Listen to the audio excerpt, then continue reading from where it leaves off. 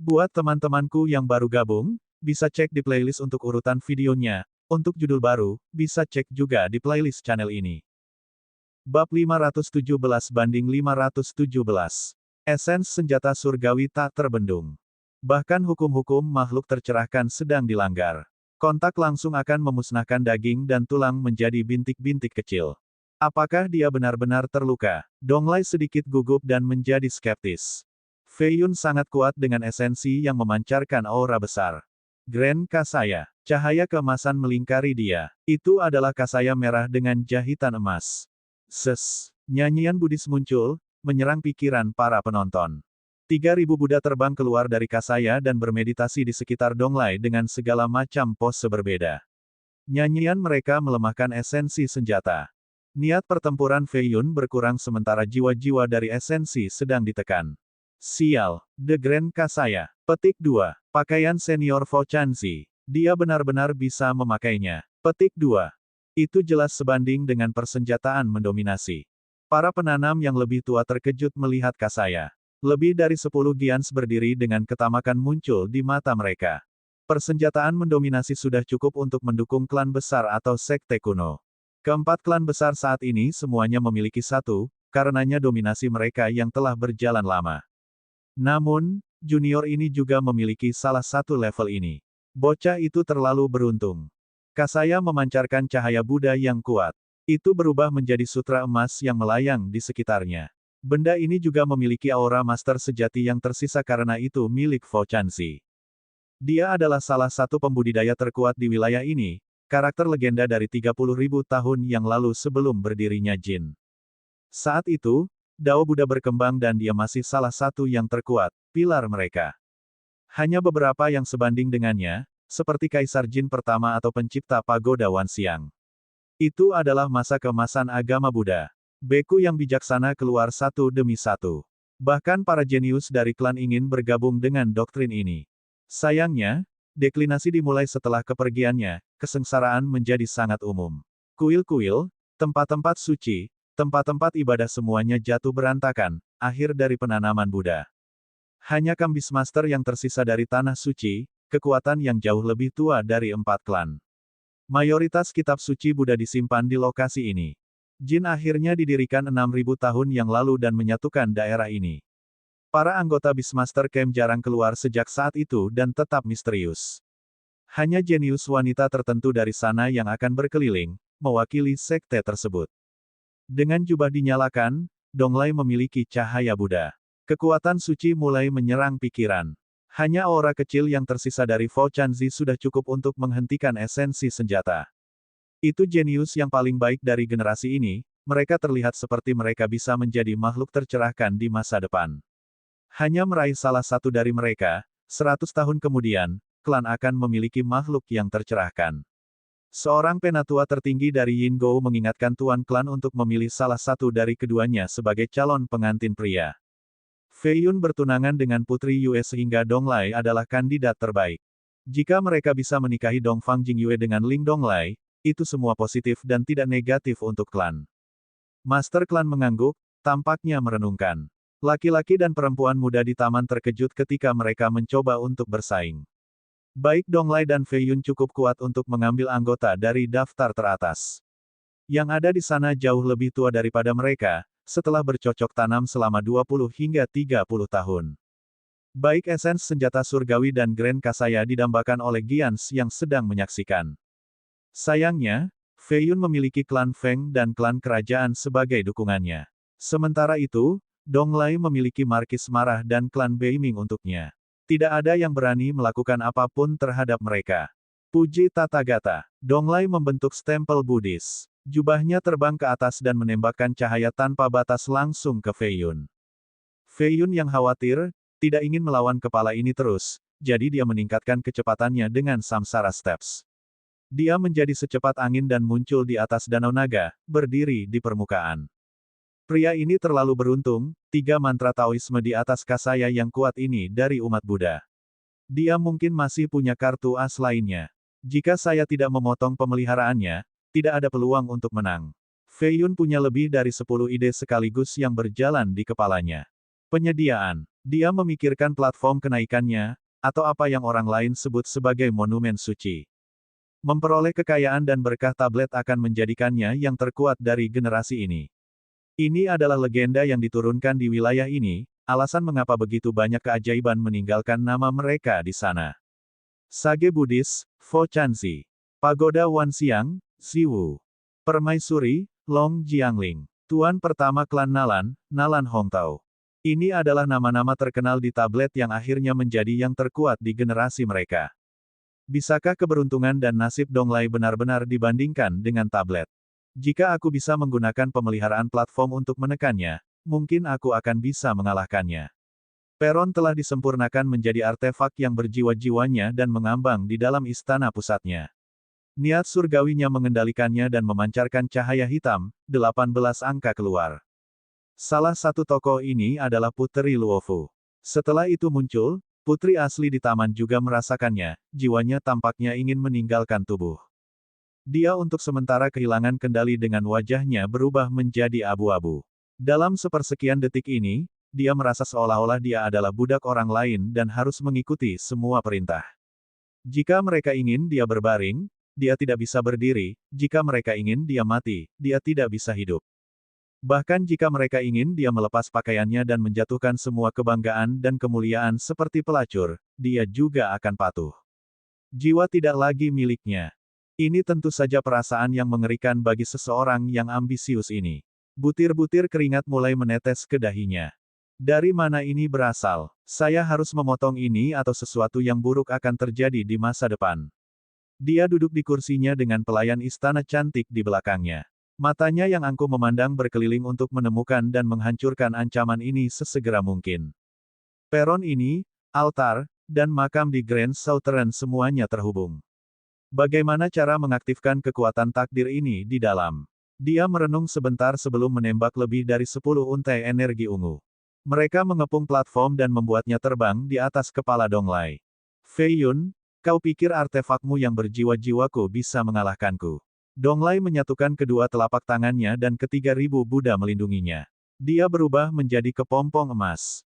Aku tidak terkalahkan. Donglai tidak pernah kalah sebelumnya sehingga dia memiliki keyakinan mutlak pada kekayaannya. Saya berspesialisasi dalam mengalahkan orang yang tidak ada duanya. Fei Yun mengeluarkan esensi senjata dan memadatnya menjadi penusuk langit putih. Energi tajam keluar dari penusuk langit dan meninggalkan bekas yang dalam di tanah. Seorang raja muda ingin melihat seberapa tajam esensi ini dan melemparkan pedang pada tingkat harta karun roh semu. Hanya energi yang tersisa dari esensi segera memotong pedang menjadi dua. Itu jatuh ke tanah dan menjadi tidak berguna. Semua keajaiban lainnya mundur setelah melihat ini, tidak ingin disentuh oleh gelombang energi. Energi pertahanan bawaan mereka tidak cukup untuk menghentikan ketajaman ini. Senjata Fei Yun dapat mengancam raksasa setengah langkah sekarang. Dongfang Jingsui bisa merasakan tekanan. Fei Yun membaik terlalu cepat. 5 tahun lalu, dia adalah bocah tanpa nama. Sekarang, pria itu menyusulnya. Jika dia tidak bisa menghancurkan keberuntungan Donglai, dia tidak bisa mengalahkan orang itu. Dongfang Jingyue berbagi sentimen yang sama. Lelaki itu telah tumbuh hanya dalam 5 tahun dan berhasil meraih keajaiban tertinggi. Bab 518 banding 518. Segel Eredgard. Donglai membentuk mudra dengan cahaya keemasan yang eksplosif. Itu berubah menjadi lonceng dengan seorang biksu tua duduk di atasnya, menggambar tanda lingkaran. Bas. Bel berputar dan mengeluarkan angin kencang yang mengerikan. Bam! Esensi senjata dalam bentuk penusuk langit menghantam bel berputar. Energi besar yang menyerupai tornado dimulai dari ujung senjata yang kembali ke tangan Fei Yun. Eredgard Seal adalah teknik Buddhis yang hanya dipelajari oleh orang-orang paling cerdas. Itu bisa mengirim kekuatan seseorang kembali lurus ke arah mereka. Penindik langit berubah menjadi cair dan mengalir kembali ke tempat yang sama untuk membentuk perisai putih untuk menghentikan serangan balik, yang menghasilkan ledakan yang memekakkan telinga. Bel hancur dan esensi meleleh lagi sebelum berubah menjadi pedang tajam. Fei Yun menebas dengan kedua tangan. Donglai bisa merasakan ketajamannya dan menjadi khawatir. Dia membalas dengan mengirimkan 9 anjing laut, masing-masing adalah teknik tertinggi tetapi semua hancur. Tebasan ini tak terbendung dengan kecepatan yang tak bisa dihindarkan. Dia tidak punya pilihan selain mengayunkan Kasaya ke atas. Itu menjadi kembung, memutar tubuhnya 5 kali lebih besar dari sebelumnya. Boom! Sinar putih dalam bentuk naga yang meraung menembak dan menghancurkan penghalang pertahanan Kasaya. Tubuh Donglai menjadi mengempis seperti balon yang muncul dan diterbangkan langsung melalui dinding istana. Darah cerah berserakan di tanah. Batuk, Donglai keluar, benar-benar tertutup debu dengan darah menetes ke bibirnya. Armor besinya telah memotong piring di mana lengannya berada. Darah juga mengalir di pergelangan tangannya. Jika bukan karena Kasaya, tebasan sebelumnya akan membuatnya menjadi bubur.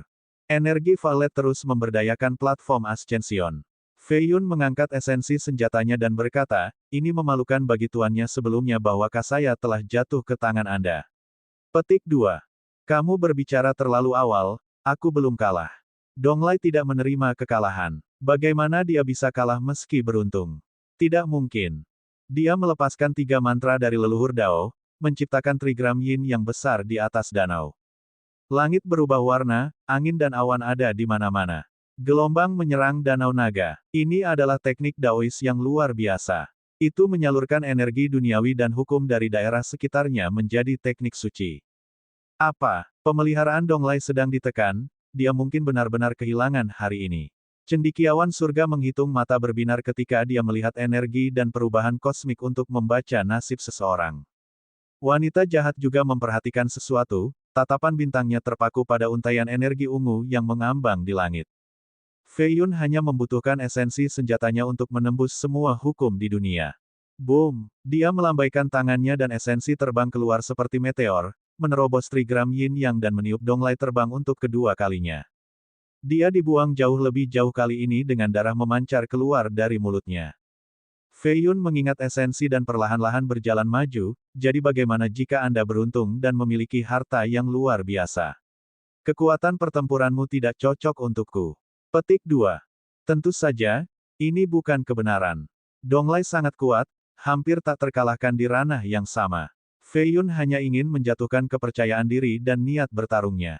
Donglai kesulitan berdiri setelah kehilangan kedua. Dia terhuyung mundur dengan darah mengalir di tanah. Karena belum pernah menghadapi kemunduran seperti itu sebelumnya, masing-masing kata-kata Fei Yun bergema di benaknya, menyebabkan kulit kepalanya gatal. Tidak, tidak. Aku tidak bisa dikalahkan. Donglai mengatakan itu tetapi matanya bersinar ketakutan. Seseorang yang belum pernah kehilangan sebelumnya akan takut setelah dihentikan berulang kali.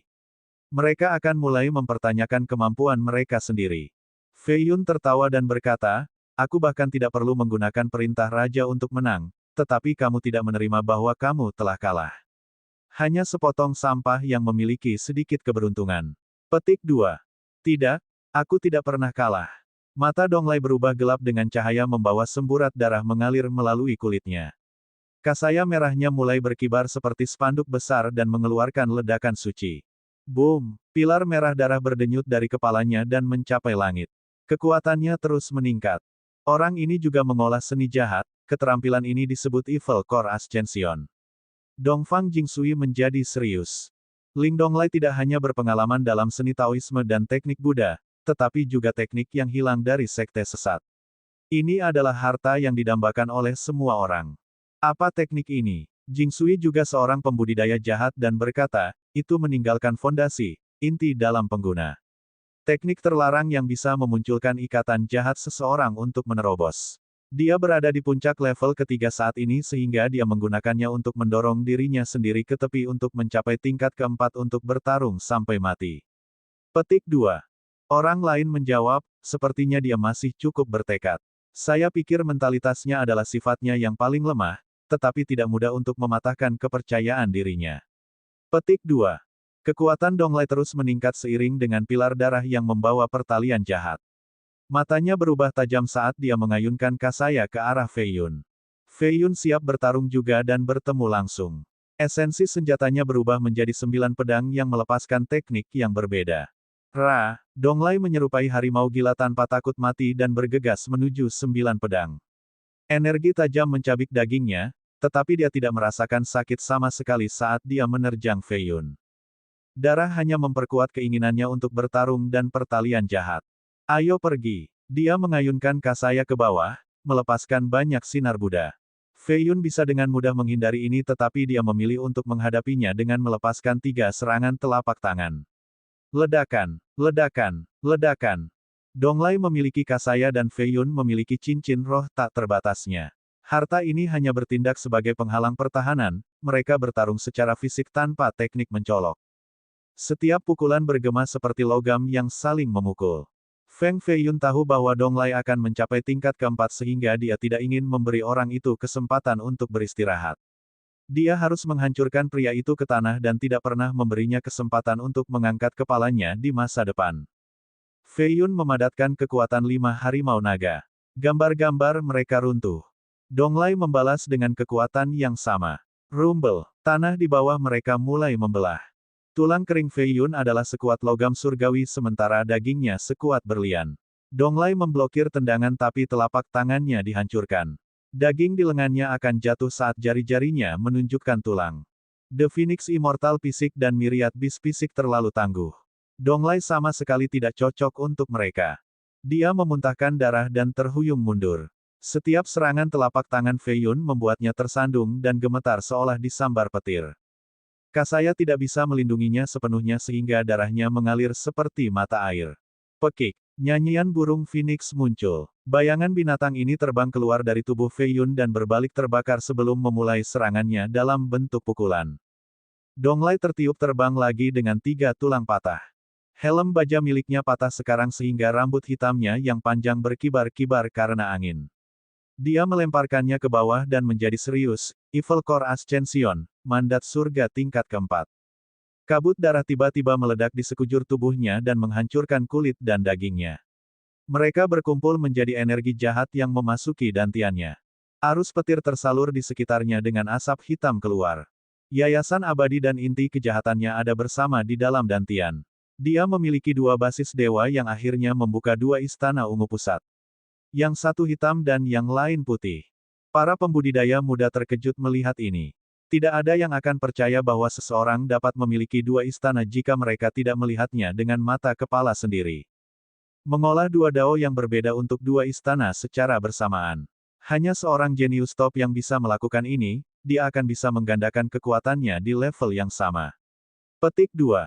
Seorang pembudidaya ganda, dao dan kejahatan, sangat jarang. Petik 2.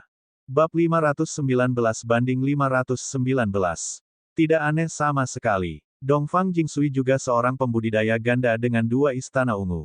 Dia memiliki yayasan abadi dan inti jahat juga. Petik 2.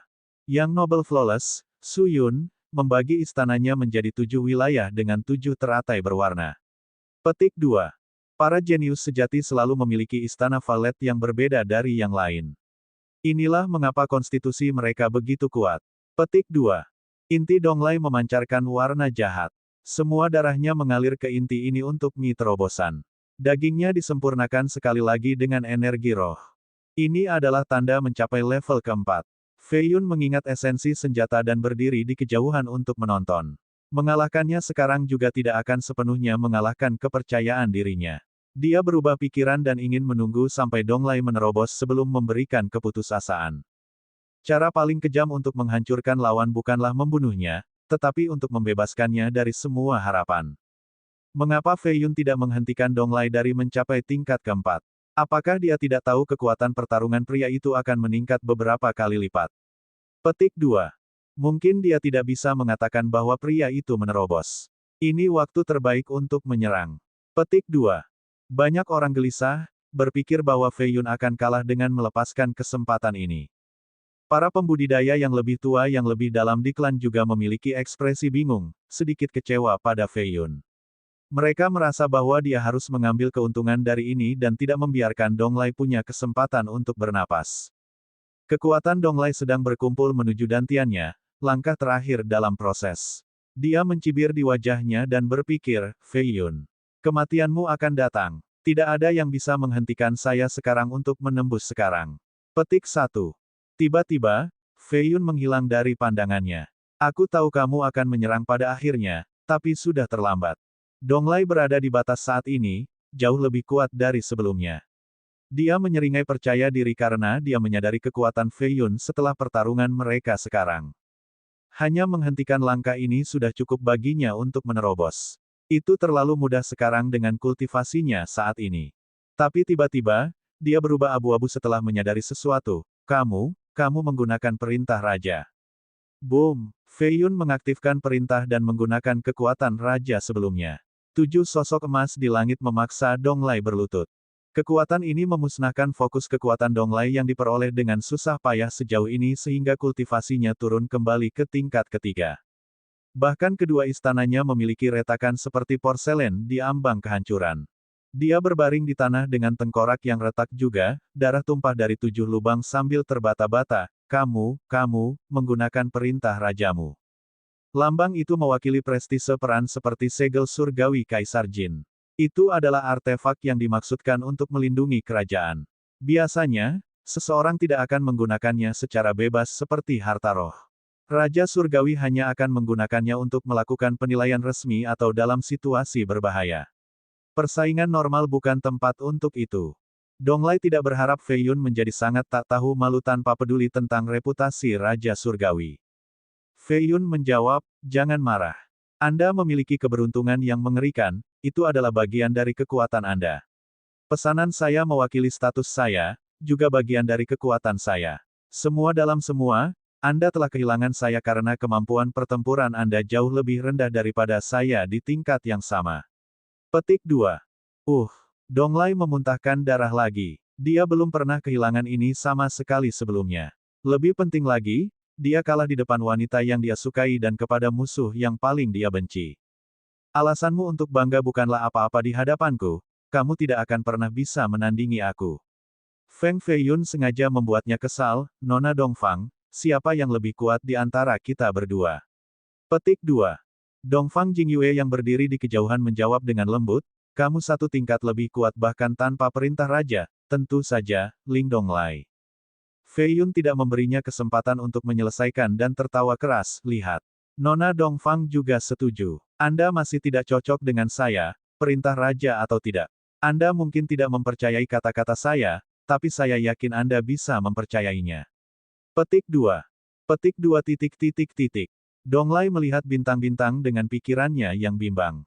Dia kehilangan semua kepercayaan dirinya dan keinginan untuk bertarung saat lumpuh di tanah.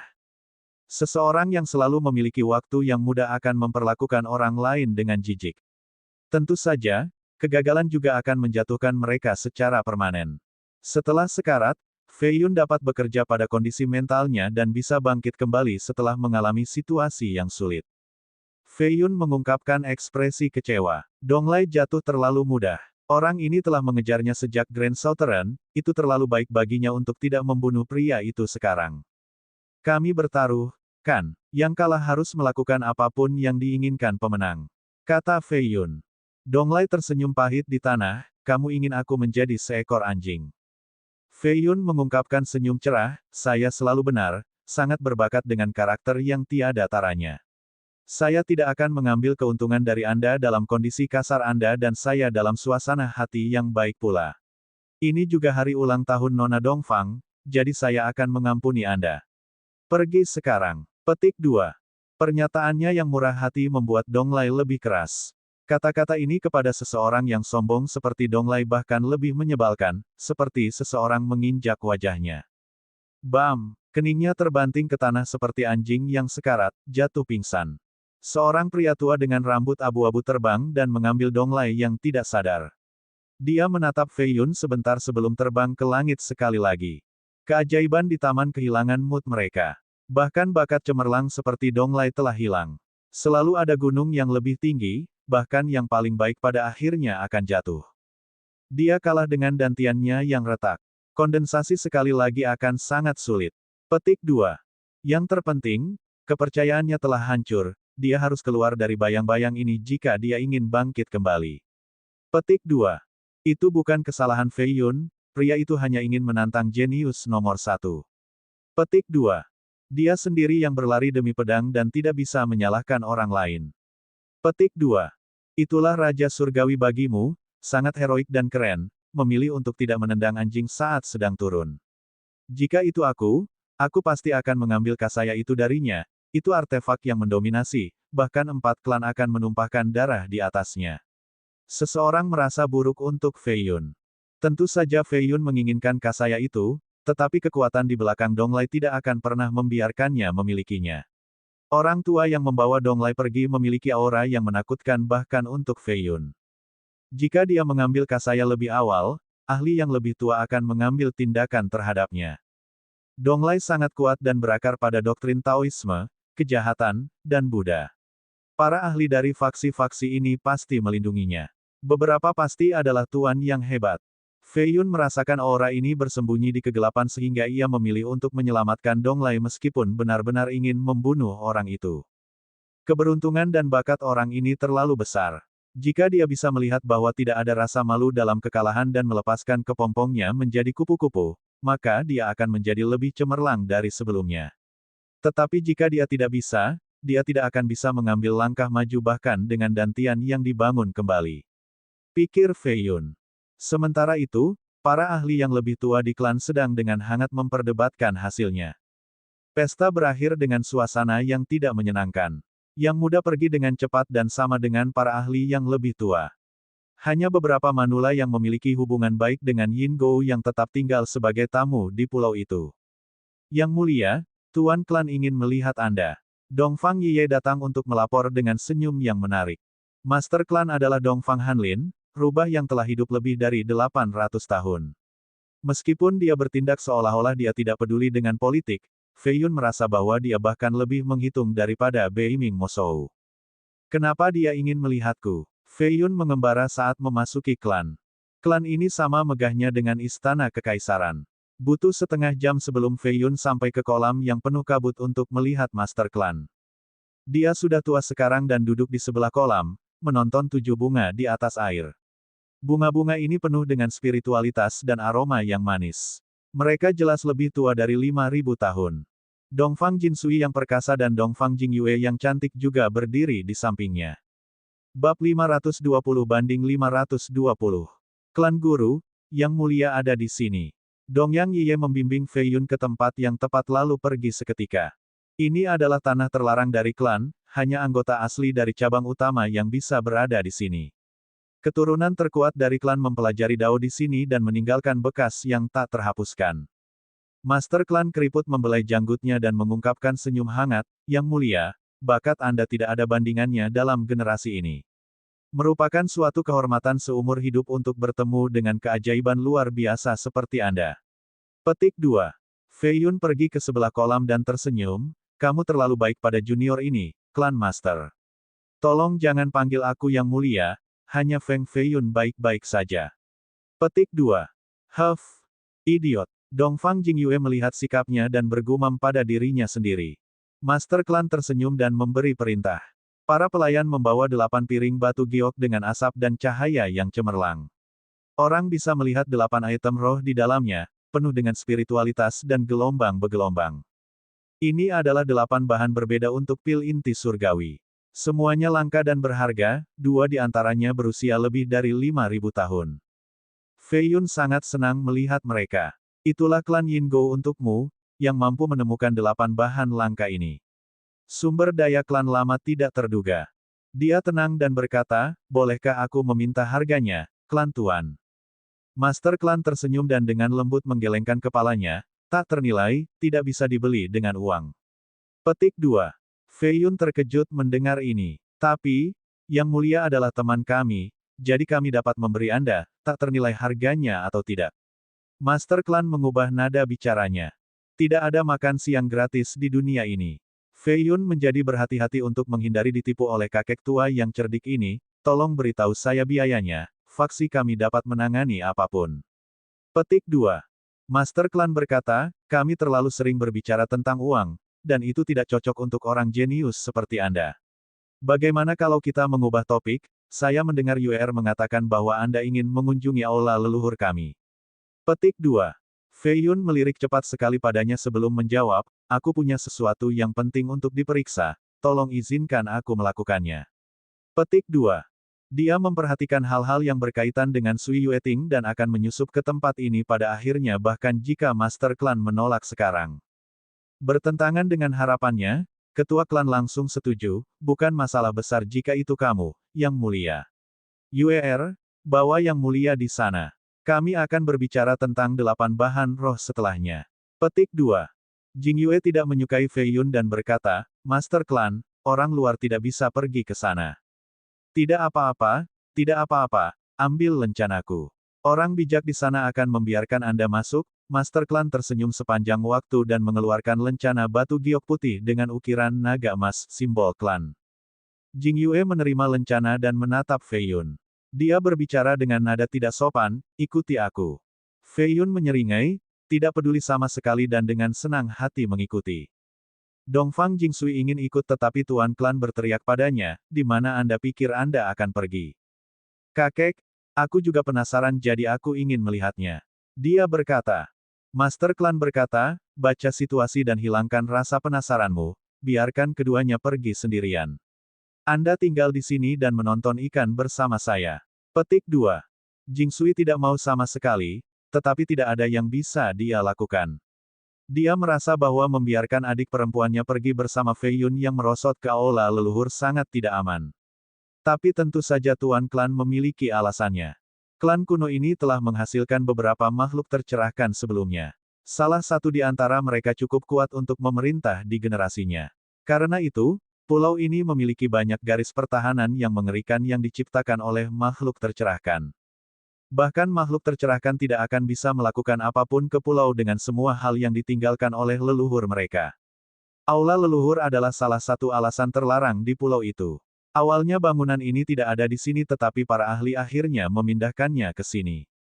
Itu memiliki arti khusus bagi keturunan di sini, mirip dengan kuil tertinggi klan kerajaan. Keduanya datang keluar dan melihat banyak formasi di sini.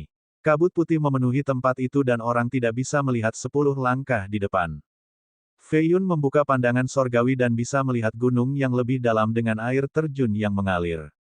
Tiba-tiba, kekuatan besar melonjak dan menghalangi pandangannya. Sebuah suara tua muncul, siapa yang mengintip ke aula leluhur. Seorang lelaki tua berjalan keluar dari kabut sehingga Fei Yun dengan cepat mengingat kembali tatapannya.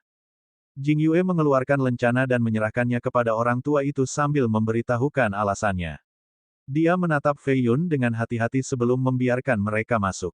Dia secantik kabut dan memimpin jalan. Dia berjalan anggun seperti kupu-kupu, kamu sebaiknya bermain bagus di aula leluhur atau kamu akan mengaktifkan beberapa hal yang tabu. Itu akan bermasalah. Petik 2. Dia tidak akrab dengan tempat ini, hanya mengunjungi sekali selama masa mudanya. Kenangan itu jauh sekarang, hanya tahu bahwa itu sunyi dan agak mirip dengan beberapa desa terpencil. Fei Yun juga tidak ada di sini untuk menimbulkan masalah, hanya ingin menemukan beberapa bukti. Di sini, spiritualitasnya yang luar biasa dapat merasakan bahwa sesuatu telah berubah. Tanah di sini berbeda dari sebelumnya. Nenek moyang Yin Gou tidak hanya membawa bangunan tetapi juga tanah yang mengelilinginya ke pulau ini. Dia menggunakan pandangannya dan melihat banyak hal aneh di sekitarnya, jiwa-jiwa terbang di udara. Satu gubuk berada di tengah dengan tidak ada apa-apa di dalamnya, menghasilkan suasana yang menakutkan. Tersesat di tempat seperti ini dan melihat bangunan ini akan benar-benar membuat seseorang takut. Jing Yue melihatnya berhenti dan mengikuti pandangannya, apa yang kamu lihat? Dia tidak melihat gubuk itu. Hanya Heavenly Phoenix Gaze yang mengetahui seni mencari harta karun yang memungkinkannya untuk melihat hal-hal aneh ini. Fei Yun menarik pandangannya dan berkata, tentu saja aku melihatmu, Nona Dongfang cantik seperti bunga. Bahkan keajaiban seperti Ling Donglai dan Li Xiaonan jatuh cinta pada Anda. Hanya berjalan di sebelah Anda bisa membuat banyak orang cemburu, jadi saya perlu mencermati. Petik 2. Dia bisa melihat nyala samar di matanya, jelas teknik penglihatan. Ekspresinya bergeser saat dia menghindar ke samping dan dengan dingin mengucapkan, apa yang kamu lihat? Dia tahu bahwa dia salah paham dan menghilangkan tekniknya, jangan salah paham. Teknik pandangan sorgawi saya dapat mengintip melalui banyak hal, tapi jelas bukan pakaian Anda saat ini. Saya seorang yang berkarakter. Petik 2. Seorang pria yang berkarakter. Fei Yun. Tentu saja tidak. Dia menjadi lebih marah dan berpikir tentang bagaimana dia mengatakan bahwa dia perlu melihat dengan ama. Dia mengertakkan giginya dan mengaktifkan penghalang putih di sekitarnya. Aku akan menggali matamu saat lain kali kau menggunakan pandangan surgawi di sekitarku. Petik 2. Fei Yun tahu bahwa dia telah mengacaukannya. Semakin dia berbicara, semakin buruk situasinya, tetapi kenyataannya dia benar-benar tidak bersalah sebelumnya. Dia bergumam, apakah saya benar-benar orang jahat? Tapi bukan berarti aku belum pernah melihatmu sebelumnya. Petik 2. Kembali di Grand Southern, dia telah melihat bagian atas wanita itu sepenuhnya untuk menyedot racun mayat. Ini adalah alasan lain mengapa dia sangat kesal padanya. Suasana di sekitarnya menjadi dingin setelah masalah lama ini dibesarkan. Sepertinya dia tidak hanya ingin mencungkil matanya tetapi juga memutuskan lengan dan lidahnya. Batuk, aku tidak mengatakan apa-apa. Fei Yun dengan cepat merapikan jubahnya dan mengenakan penampilan yang bermartabat seolah-olah dia adalah seorang pria yang sopan. Dia masih curiga dan memutuskan untuk membiarkannya memimpin. Fei Yun melihat beberapa tempat aneh di sepanjang jalan, makam, rune, lampu mengambang. Aula leluhur ini sangat aneh seolah-olah banyak yang mati di sini saat bencana. Meskipun mereka telah disembunyikan, Fei Yun masih bisa melihat menggunakan minor Cheng Art-nya. Benar, jika tidak ada yang besar terjadi di masa lalu, leluhur ini tidak akan memindahkannya ke White Jade. Dia pikir. Berhenti, saya pikir lukisan itu ada di dinding di gedung itu di sana. Jing Yue berteriak dengan kilasan memikat di matanya. Fei Yun melihat ke atas dan melihat bangunan tua yang kecil. Itu gelap dan sepi, tidak seperti klan saat ini. Ada beberapa lusin bangunan, itu nyata, bukan ilusi. Di dalam benar-benar sunyi, sepi selama beberapa ribu tahun. Mereka hanya bertahan selama ini karena perlindungan formasi.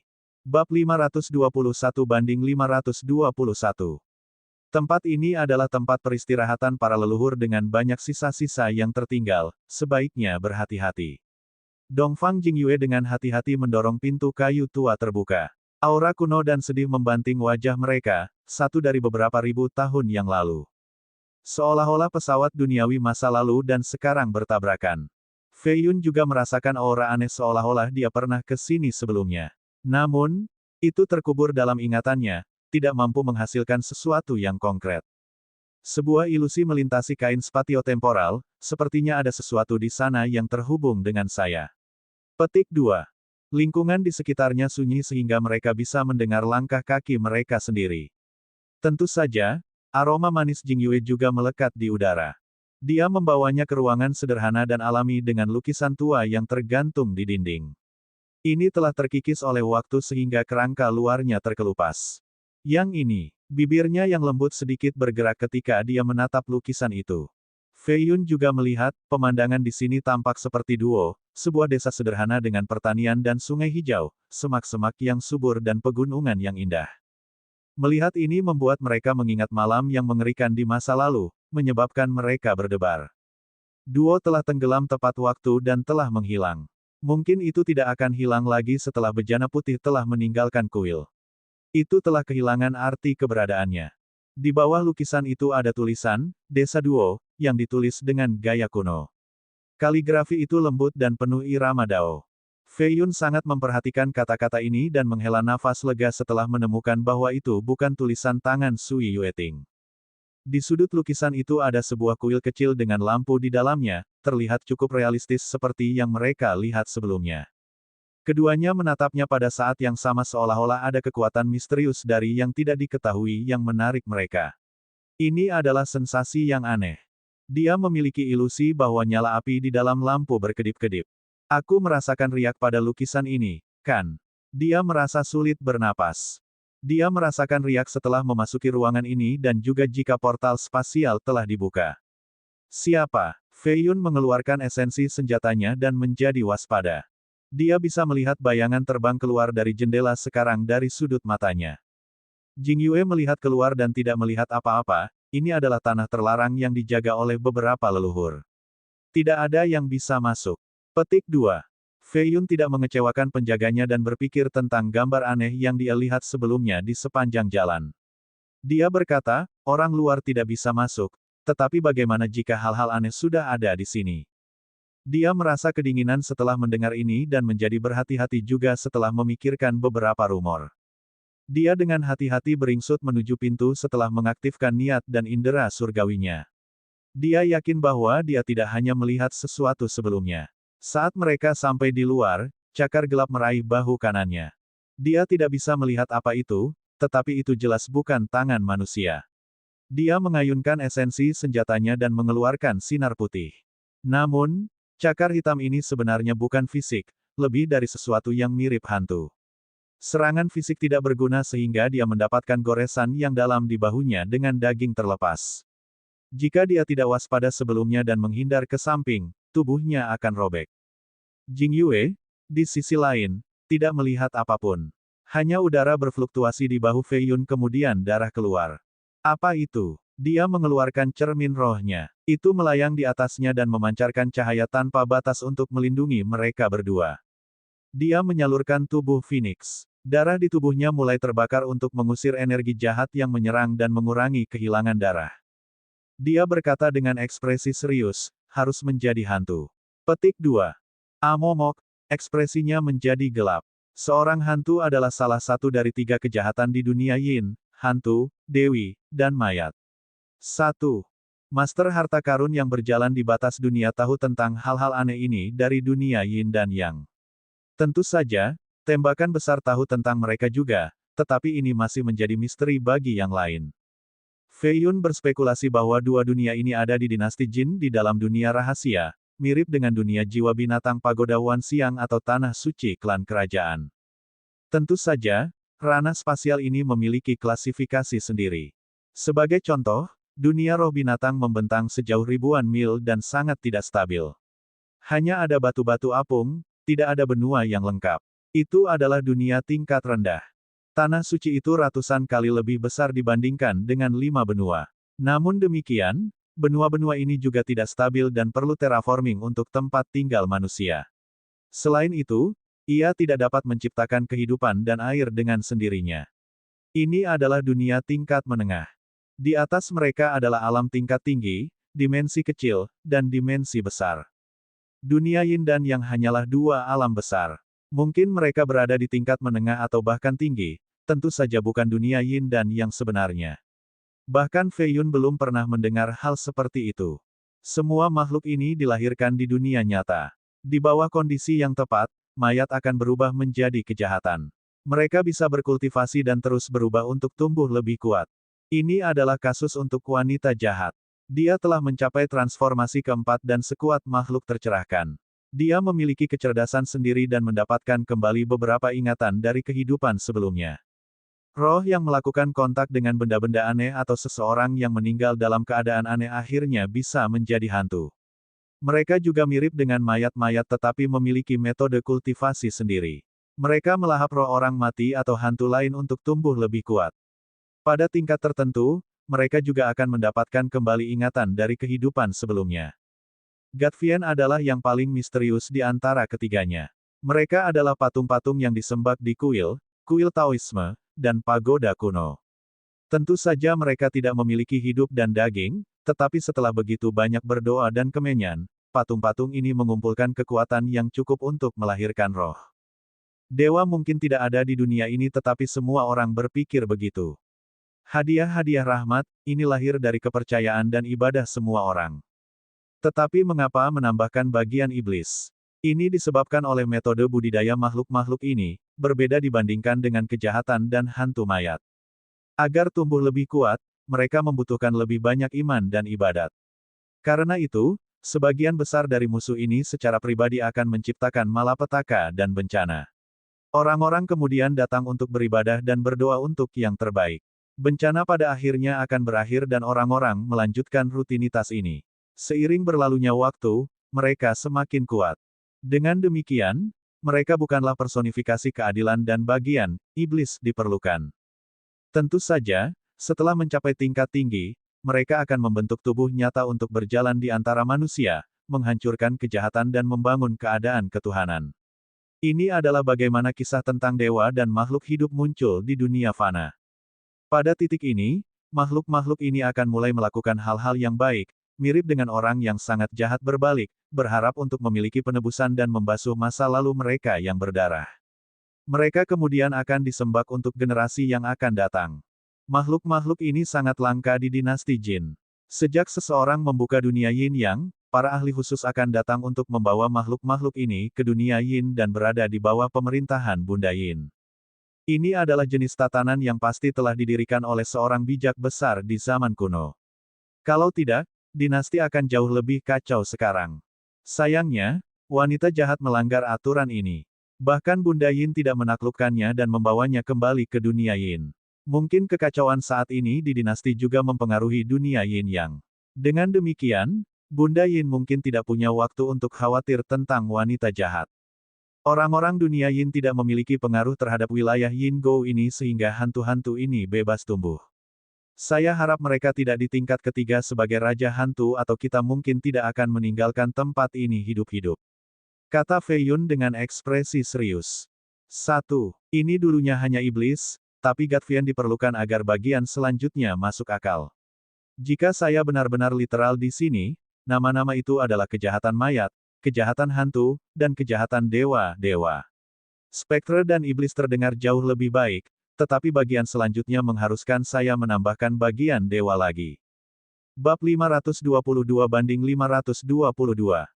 Hantu seharusnya tidak ada di dunia ini. Setelah periode waktu tertentu, kilat akan menyerang dan membunuh hantu-hantu ini, tidak membiarkan mereka ada.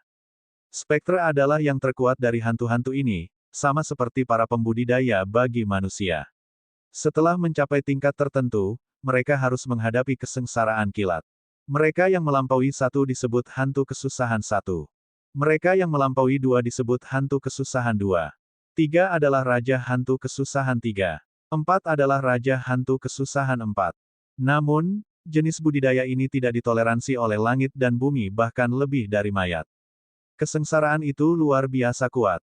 Melampaui 2 sudah cukup sulit, melampaui 3 untuk menjadi raja hantu bahkan lebih jarang. Raja hantu 3 kesusahan berada pada tingkat yang sama dengan raksasa, karenanya kekhawatiran Fei Yun. Jing Yue dan dia tidak akan bisa berteriak minta tolong jika ada satu di sekitar. Singkirkan cerminmu, harta roh tidak berguna melawan hantu. Kata Fei Yun. Dia tidak tahu banyak tentang hantu dan harus mendengarkannya, apa yang harus kita lakukan. Karena dia tidak pernah berlatih seni mencari harta karun, dia tidak bisa mendeteksi mereka. Ini membuatnya semakin gugup meski berusaha bersikap tenang. Namun demikian, dia beringsut lebih dekat ke Fei Yun. Lari. Dengan tatapan serius, dia meraih pinggangnya dan menariknya ke dadanya sebelum menggunakan Swift Samsara. Dia yakin bahwa makhluk ini adalah Raja Hantu 3 Kesengsaraan. Selama dia berhasil keluar dari tempat ini, leluhur dari Yin Gou akan mampu menekannya. Boom! Angin kencang yang membawa kekuatan mengerikan seperti gunung es menghantam keduanya, meniupnya kembali ke dalam ruangan. Sial, yang kedua. Sialan, klan Anda sengaja merawat hantu-hantu ini. Dada Fei Yun terasa sakit dengan darah menetes ke bawah. Dagingnya dihancurkan di daerah itu. Jing Yue juga tidak merasa enak. Gaunnya bernoda darah saat butir-butir keringat menetes ke bawah. Luka-lukanya jauh lebih buruk daripada Fei Yun sehingga dia gemetar dan jatuh, tidak bisa berdiri tegak. Konstitusi fisiknya bukan tandingannya. Sungguh sial setiap kali aku melihatmu, sesuatu yang buruk pasti akan terjadi. Fei Yun meludahkan darah dan air liur di tanah. Mulutnya sakit seolah ditusuk oleh banyak pedang. Namun demikian, dia masih terus membantu Jing Yue dan kembali ke tempat yang lebih dalam. Jing Yue adalah pakar top generasi muda dan mungkin bahkan lebih kuat dari Fei Yun. Sayangnya, dia tidak bisa menangani serangan Giant dan tubuhnya tidak konyol seperti Fei Yun. Dia tidak bisa mengumpulkan energi roh lagi dan hanya akan menunggu untuk mati jika Fei Yun tidak membawanya pergi. Meskipun dia kesal, dia tidak bisa benar-benar menyangkal pernyataannya. Pertemuan pertama mereka berakhir dengan dia mengejarnya sejauh bermil-mil. Pertemuan kedua, mereka berdua diserang oleh mayat di kuil bawah tanah. Fei Yun hampir mati untuk wanita jahat di acara itu juga. Pertemuan ketiga, Fei Yun dikeluarkan dari klannya dan menjadi sasaran. Pertemuan keempat adalah di desa Duo dan bencana itu. Dia hampir mati di sana juga.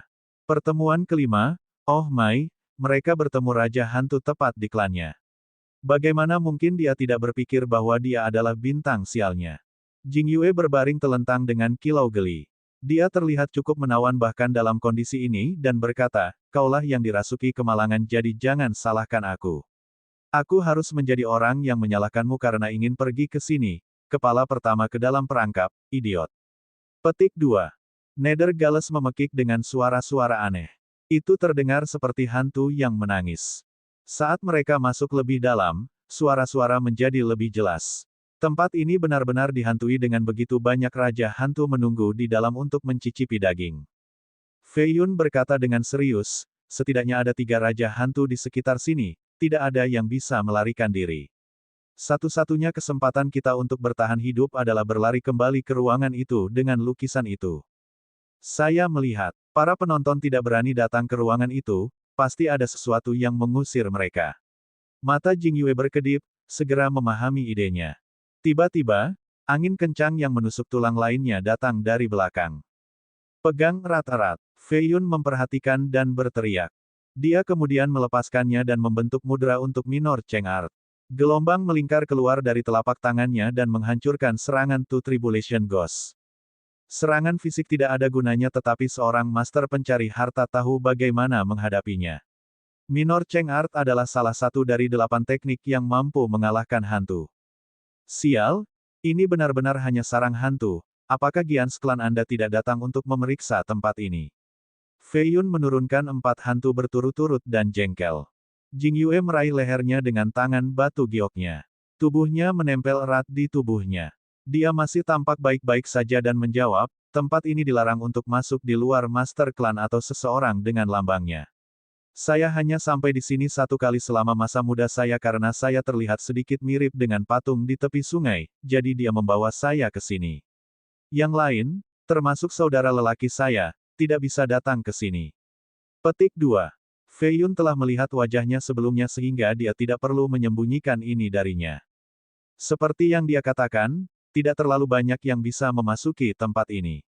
Selain itu, mereka belum mengembangkan seni pencarian harta karun sehingga para penonton bisa bersembunyi dari mereka. Bahkan seseorang sekuat Tuan Klan bisa merindukan mereka. Tentu saja, hantu-hantu ini perlu bersembunyi melawan Tuan Klan. Di sisi lain, mereka tidak takut pada junior seperti Jing Yue dan Fei Yun. Mereka langsung keluar, ingin mencicipi daging mereka. Boom! Energi tak berujung datang berlari dengan lolongan hantu. 3 raja hantu datang. Fei Yun tidak bisa menghentikannya sama sekali dan merasakan darahnya membeku. Dia nyaris tidak menghalangi mereka cukup lama untuk berlari ke satu ruangan leluhur sebelum jatuh ke tanah. Angin dan lolongan mengamuk di luar seolah-olah ada 1000 dari mereka. Seorang pengecut akan mati seketika karena ketakutan.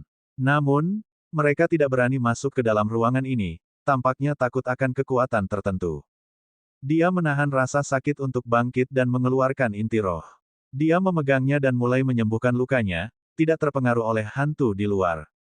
Dongfang Jingyue tidak terluka kali ini karena Fei Yun menghentikan mereka semua untuknya. Dia melirik aneh padanya sebelum mengeluarkan 2 batu roh untuk memulai pemulihannya. Setelah setengah jam, luka Fei Yun jauh lebih baik dari sebelumnya. Daging yang dihancurkan kembali bersama. Idiot ini tidak buruk, mampu menahan 3 pukulan di tingkat raksasa tanpa mati. Jangan berpikir orang lain di generasi muda memiliki kekuatan fisik yang sama. Dia sudah lebih baik dan berdiri di depan lukisan itu, tampak seperti kecantikan dari lukisan itu sendiri. Fei Yun menatapnya linglung dengan matanya yang semakin besar. Dia punya ilusi sebelumnya bahwa dia baru saja keluar dari lukisan di belakangnya.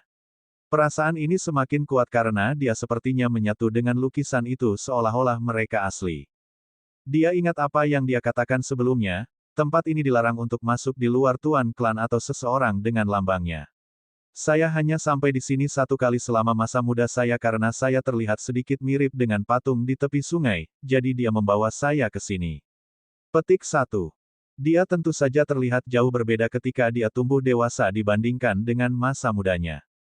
Bagaimana bisa ada yang tahu bahwa dia tampak akrab dengan patung itu saat itu? Hanya Master Klan yang bisa masuk ke sini, jadi tidak mungkin dia bisa masuk jika tidak ada kemiripan memaksanya untuk melakukannya. Ditambah lagi, ingatannya tentang seluruh tempat ini kacau juga.